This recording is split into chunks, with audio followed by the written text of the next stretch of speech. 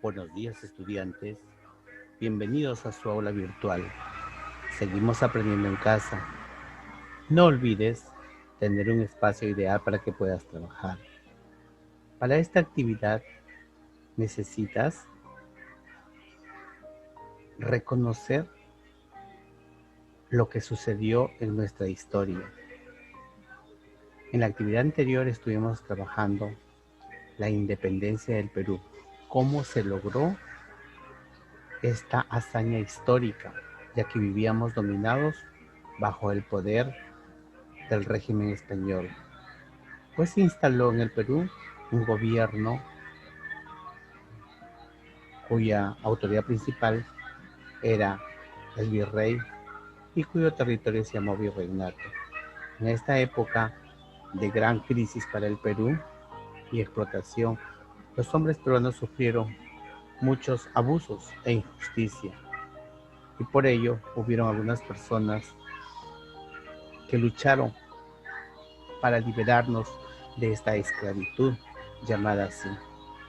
Entonces, con la llegada de Don José de San Martín, se proclamó la independencia y años más tarde se logró expulsar definitivamente al ejército realista junto con sus autoridades españolas, dando inicio a la República del Perú, a otra etapa.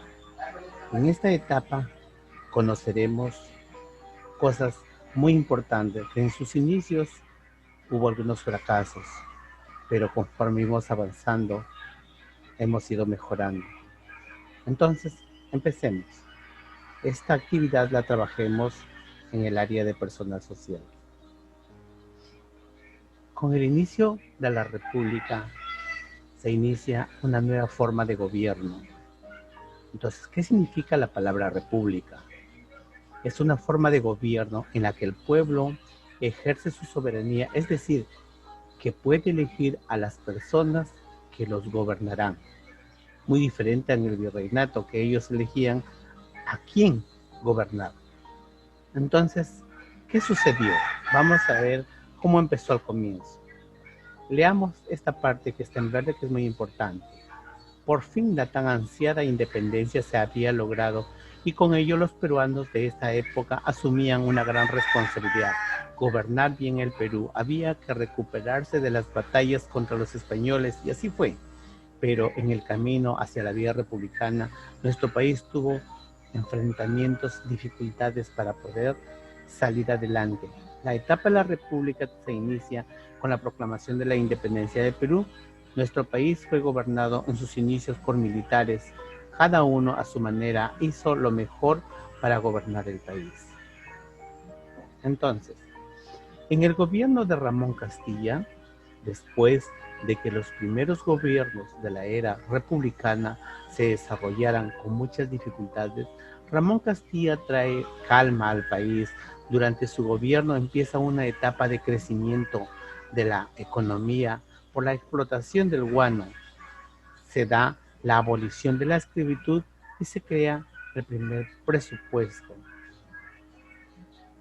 En esta época descubren un producto tan necesario que el mundo necesitaba para la agricultura. Entonces se extrajo de las islas el guano de las aves y se exportaba. Y de esa manera recibíamos eh, un desarrollo. Con ese dinero íbamos haciendo obras. Entonces acá les explico la era del guano. El guano de la isla utilizado como fertilizante natural fue una de las fuentes de riqueza que tuvo el Perú en los inicios de su vida republicana. Su explotación hizo posible que el Perú recibiera mucho dinero, el cual se utilizó para obras, pero cuando estalló la guerra con Chile, poco a poco esos buenos tiempos fueron desapareciendo. Posteriormente, el Perú tuvo que afrontar muchos problemas con los países vecinos. El más resaltante fue la guerra con Chile de 1879, porque dejó el país destruido y en la pobreza. Esta guerra se desató por la ambición del país chileno hacia la salitrera de Tarapacá y porque el Perú debía defender a Bolivia cuando Chile le declaró la guerra. Entonces, para sintetizar, después de la declaración de la independencia de Perú, empieza una nueva etapa en nuestra historia, la República. Por fin éramos libres y pudimos elegir a las personas que nos gobiernen. Esta etapa se alarga hasta nuestros días, hasta hoy en la actualidad.